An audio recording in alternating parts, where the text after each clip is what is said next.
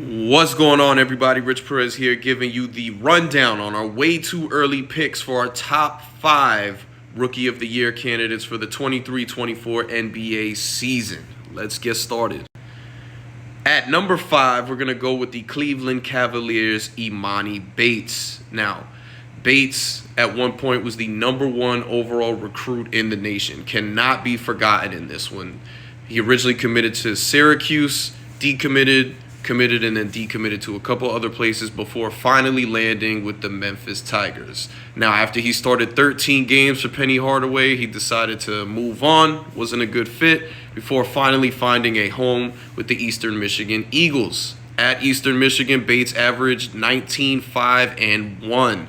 Bates is listed as 6'9", and the biggest thing to think about here is it's not always about when you're drafted, but where. Bates is going to a Cleveland Cavaliers team coming off a playoff performance.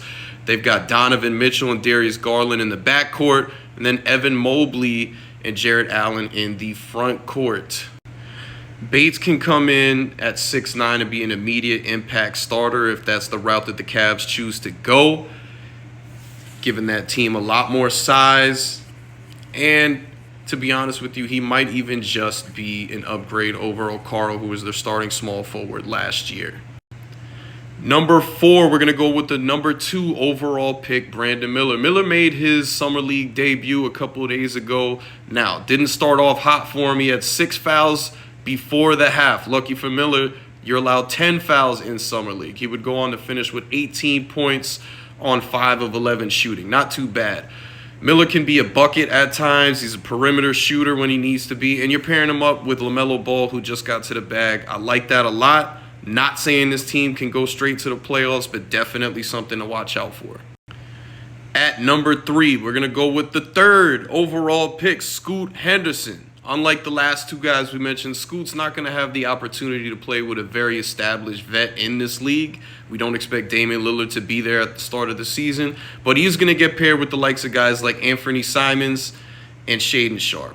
Love that a lot. Also, can't underestimate the power of coaching. He's going to get to be coached by NBA champion Chauncey Billups. Scoots is a bigger build point guard. He can get to the rack at will. Pretty good passer, average about 6 assists for the G League Ignite.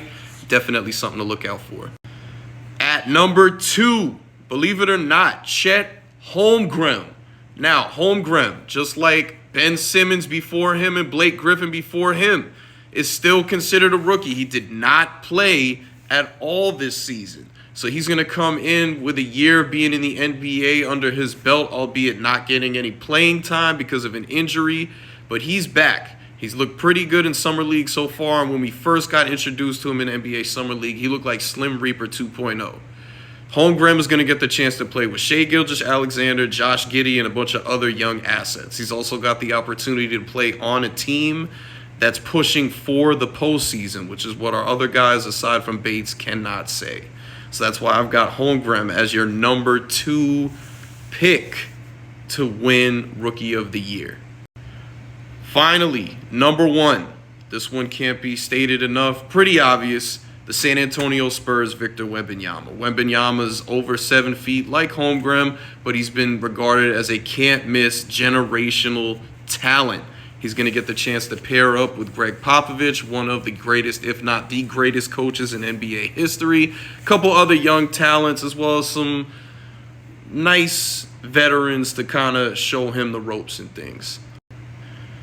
Those are our top 5 picks for Rookie of the Year candidates. Let me know what you think, and make sure that you subscribe to our YouTube channel.